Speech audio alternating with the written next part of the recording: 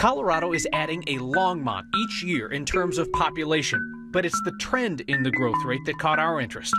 The brawl that evacuated the Aurora Mall, police say it started with a couple of teenage girls. These girls, who are talking to us as they prepare for their next tangle with the justice system. I'm super innocent. I don't... Of all Colorado's climbers, we meet the last man to join an exclusive club. Sometimes, if you want an answer, you just have to ask. One more spare question at the bottom of my page. Are you going to run for governor? This is right here. We're just going to ask. And a late nominee for Colorado Father of the Year for what he built his kids. Next. The Aurora City Councilwoman, who denies that the Aurora Mall brawl ever happened, despite what police say, has some new allies tonight. The teenage girls arrested in that melee. They, too, say police have it wrong, that there was no fight prior to the mall being evacuated on Monday. 16-year-old Demarian, 13-year-old sister Jesseria, and her 15-year-old cousin Armani say they were the ones arrested, 3 of the 5. They claim that they were telling 2 rival groups who were arguing but not fighting that they should take it outside the mall, and that's when police grabbed them. That, of course, is distinctly not what police say led to the brawl and the closure of the mall. When he went to take her into custody, she became uncooperative, pulling away from the officer, calling him names. At that point, her sister became involved and tried to interfere with the arrest, and then another friend, juvenile friend, did the same thing. They can't say that we fought. We didn't fight. They can't say that we was resisting arrest. They have cameras in the mall. Where's the proof that we was fighting? Yeah, that's a fair question. Seeing the camera footage would put all of this to rest and let us know whether police are correct, the punches were thrown, or whether the girls and City Councilwoman Marcia Berzins are right, that there was no fight. But there's no guarantee that the public will ever see police body camera and mall surveillance tapes. Aurora police are not committing to releasing them. We'll see if that happens when the teenagers' parents file the excessive force complaint that they've promised. All 3 of those girls are going through the juvenile court system. They're looking at possible charges of disorderly conduct and obstructing a police officer. 20 years to the week after his sister JonBenét's death, Burke Ramsey has filed a lawsuit against CBS and the production company that put together the network's recent TV special that basically called Burke Ramsey the killer. He's asking for $750 million in damages.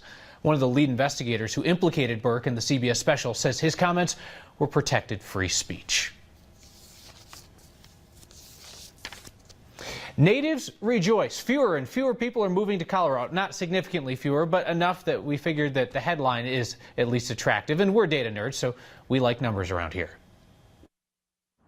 So the census is only officially taken every 10 years, but each year the Census Bureau gives us a little taste of what to expect. And this year the numbers show Colorado grew at a slower rate than the last for the first time in a while. It is still a very healthy pace. I mean, the U.S. grew at 0.7%, Colorado at 1.7%. That's Elizabeth Garner, the state demographer. She has a cool job. I love my job. And she knows it. So here's the deal. Between 2014 and 2015, Colorado grew by about 100,000 people. Between 2015 and 2016, the state grew by about 90,000 people. So 10,000 fewer people, if I'm doing the math correctly. Still, 90,000 is a big number. It's the size of Longmont. So why are things slowing down? Garner's office actually predicted this when they saw job growth starting to slow a bit, especially in the oil and gas sector. But can't stress this enough, Colorado is still the 7th fastest growing state in the country, according to the Census Bureau. And now, instead of being the 22nd largest state, we're the 21st largest state. We've moved up 1 spot above Minnesota. Well, how about that? Don't you know? About a third of our growth is due to what's called natural increase. About 30,000 more people were born than people who died between 2015 and 2016. Though that number is starting to change as death rates start to climb and birth rates start to fall. Kyle. Our next question comes from a bright viewer wondering about even brighter signs. Linda Loveland, great name, said, "Hey, next, do the new proposed signs along Pena Boulevard comply with the Highway Beautification Act of 1965 to control outdoor advertising? The signs seemed a little gaudy."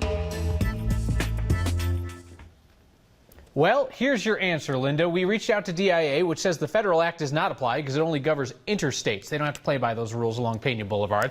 But the enormous new light-up sign will still have to follow FAA lighting restrictions for airports. And the airport will be reducing the brightness of the sign and even turning it off between 1 and 4 in the morning. You'll hear this called on the news an airport welcome sign. But as we explained here on Next, 90% of the time, the huge sign will just be displaying advertising. So it is what's commonly known as a sign. Governor Hickenlooper is being pushed to use the power of pardons by a familiar opponent who's perhaps an unlikely advocate on the issue of clemency, District Attorney George Brauchler. Hickenlooper, a Democrat, has not issued a pardon since taking office 5 years ago. Sometimes you'll see them come around the holidays, oftentimes at the end of terms in office. Brauchler, who's a Republican, is pushing for a pardon specifically for that man, Wayne Thomas. He's been profiled on 9 News several times. He was convicted for a felony assault as a teenager. Out of prison, he turned his life around. He earned a doctorate, and he became a community leader. I think it takes some courage to be more proactive on pardons and clemency earlier in someone's term. Isn't that easy for you to say? Because it wouldn't be your signature on it. It would be the governor's. It would be his political legacy.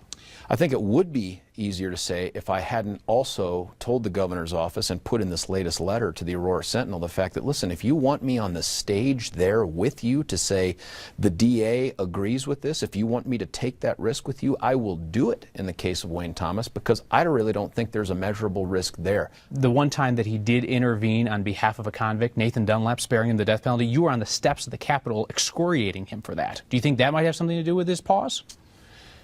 Maybe, but so what? I think that each individual case has to be treated individually. And look, you know, politics is a big boy game. And to some extent, when you make decisions, some people are going to be with you. You make other decisions, those same people may be opposed to you. The idea here is that we should be moving forward, trying to get the most justice that we can out of this system for each individual defendant as we move forward. How do we square the fact that you're the state's most prominent proponent of the death penalty and saying that there are some people that do not deserve that mercy, yet now you want to be publicly heard on the issue of public forgiveness for other convicts? Yeah, it's a good question. I think the answer is that I'm not in the conviction, incarceration, death penalty business. I'm in the justice business, and justice is a very broad spectrum. I don't think it's inconsistent at all. I think it is consistent with a job that demands justice. One more spare question at the bottom of my page. Are you going to run for governor? This is right here. We're just going to ask right here. I wrote it down at the bottom. Yeah. I'm giving it some serious thought. I think I've told everybody that. I'm not going to be coy about it. I'm seriously considering doing that. I just haven't made that decision yet. Would it matter to you at all who the Democrats decide to put up if it looks like you might be putting your head into a wood chipper like the Ken Salazar machine? No, not at all, unless John Elway announces a Democrat. But okay. No, there isn't anybody on that side. All right, DA George Brauchler, thanks for your time. Hey, thank you so much for having me. Appreciate it. Thank you. Yeah, my pleasure. For the record, John Elway is a Republican, and Brauchler says that Elway's the only big name that could convince him not to run if his family decides to be okay with it. You can see our full, unedited discussion on the Next YouTube page.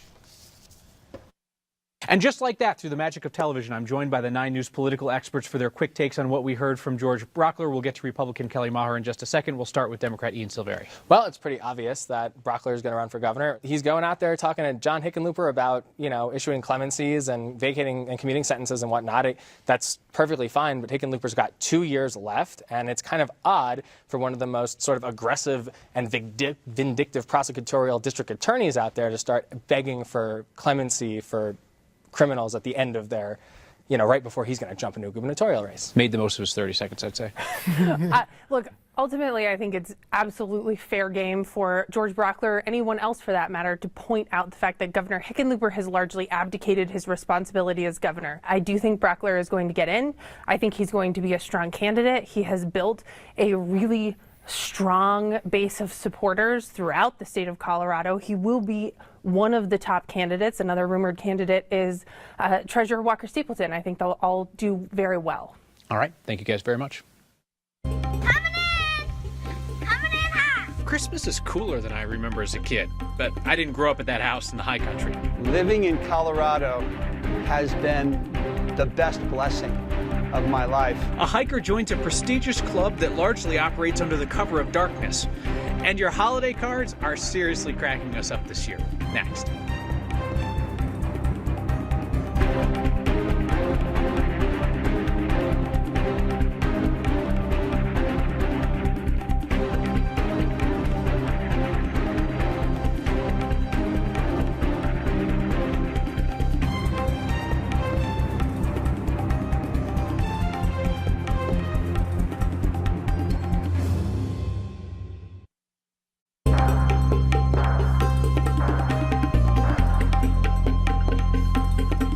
Windy and cooler along the Front Range today. I'm meteorologist Kathy Sabin. Winds blowing from 30 to 60 miles per hour across the Front Range foothills. All is calm and quiet for now, at least downtown, after a day with temperatures that range in the mid-40s, which is about where we should be for this time of year. Areas of blowing snow, wind and ice created difficult travel on I-70 for a time, but the snow and wind decreasing. The jet stream producing a weak little weather disturbance that is now tracking east of the area with high pressure rebuilding over the area. We've got a quiet period of weather setting up, and that means we're going to end 2016 here in Denver windy, cool and comfortable, and then see a whole different weather pattern by the time the new year rolls in. Tonight, skies clear, snow comes to an end, the winter weather advisory canceled out for the Colorado high country, and with those clear skies, a cold night. Our low downtown at 18, which is where we start you off Thursday morning. Temperatures tomorrow back in the mid-40s during the afternoon time period. Should be a dry day with less wind west of I-25, although it won't be entirely calm.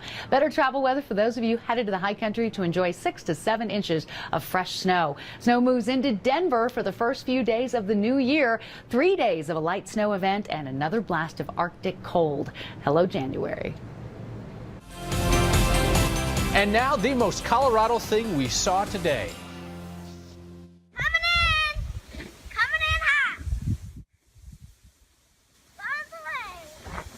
House we go. It's been that way for the last 8 years for the Welch family up in Edwards. The Welch's adult sons build this personal luge run at their parents' yard each winter so the kids have something to do at Grandma and Grandpa's house. 12 to 16 hours of digging go into this. Ryan Welch tells us the whole family loves taking a spin. Grandpa handles the lift service back and forth up the hill. Hikers in Colorado have to go to great heights, quite literally, in order to distinguish themselves from the pack. Today we meet a hiker who has climbed all of our state's 14ers, who has bagged 5 of the 7 continents' highest peaks, and now enters a prestigious club. And I climbed my first 14er in 1985, and when I got to the top, I was hooked. I've been thinking about Everest.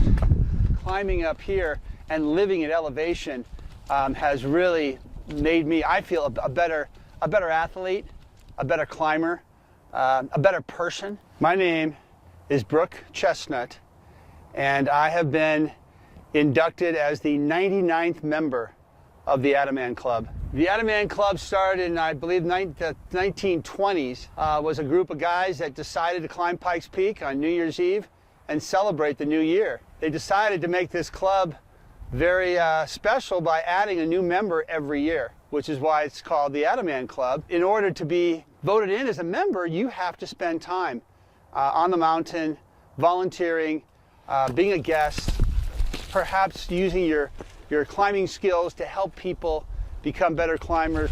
For 7 years I've had to wait, and the wait has been well worth it. You have to earn the right to be a part of something like this. I think the Ataman hike is unique because it's so closely tied to the community.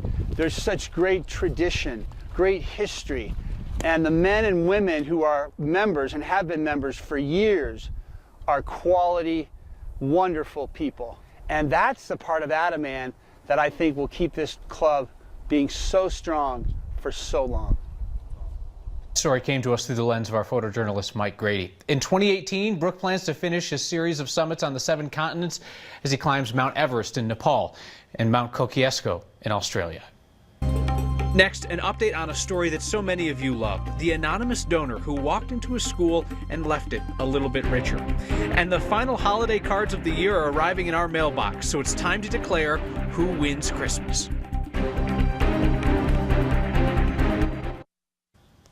May I make a recommendation where we point you towards something, anything that is not ours, but it's totally worth your time? You got to check out TSA's Instagram account. We know they are not super popular over the holidays when they're unwrapping your gifts, refusing to let you carry on eggnog, or patting down your chestnuts.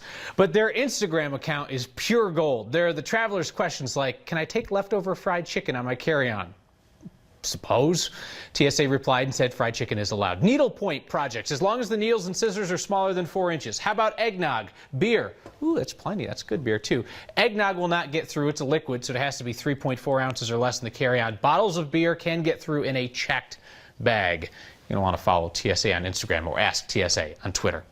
As we look back on 2016, the year that Next launched, plummeted to the earth, bounced, and again regained altitude, we are revisiting the stories that got people talking the most, the best of Next. And tonight, we head to Lakewood, where a man made an anonymous donation, just walked right into Alameda Junior Senior High and handed the front desk an envelope of cash, vanished before anyone could get his name.